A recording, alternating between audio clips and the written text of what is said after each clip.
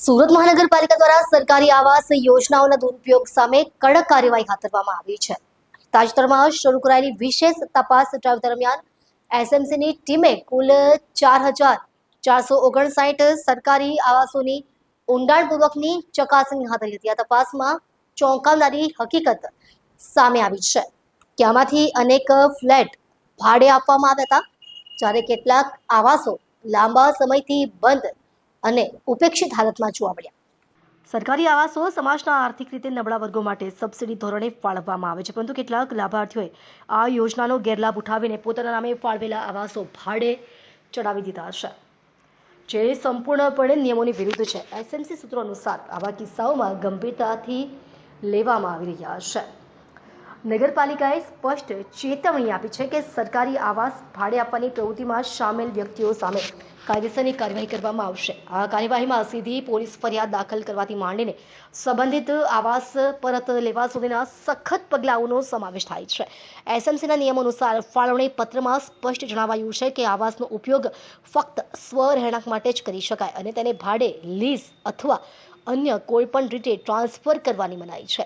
સૂત્રોએ ઉમેર્યું કે તપાસ દરમિયાન જે આવાસો બંધ હાલતમાં મળ્યા તેમના લાભાર્થીઓને કારણદર્શક નોટિસ મોકલવામાં આવશે અને યોગ્ય સમયગાળામાં જવાબ ન મળે તો તેમની ફાળવણી રદ કરવામાં આવશે.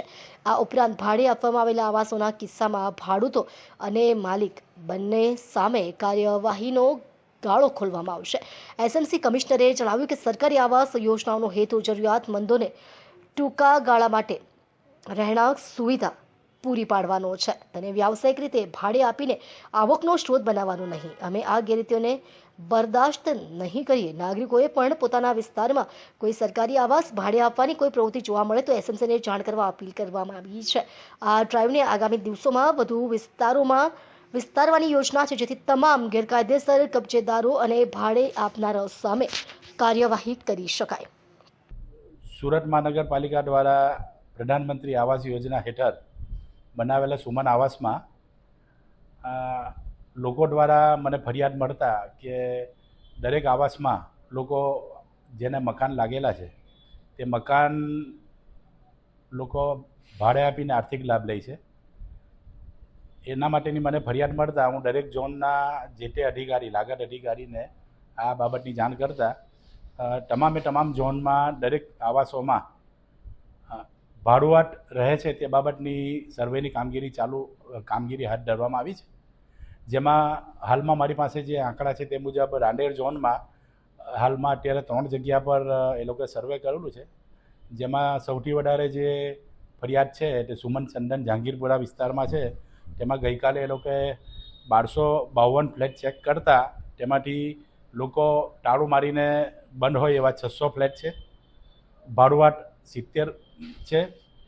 બીજું આવાસ સુમન સ્નેહ છે, તેમાં 888 ફ્લેટ ચેક કરતાં 396 મકાન બંધ હાલતમાં મળેલ છે અને ભાડુઆત 30 છે.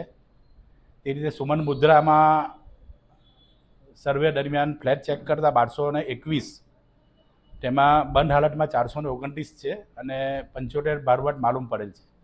બંધ મકાન પણ છે તેના પણ નંબર અને નોંધી અને તેને ફરીથી ચેક કરવાની સૂચના આપી છે અને ભાડુઆત તરીકે જે રહેતા હોય તેના પર સખતમાં સખત કાર્યવાહી કરવાની પણ સૂચના આપી છે.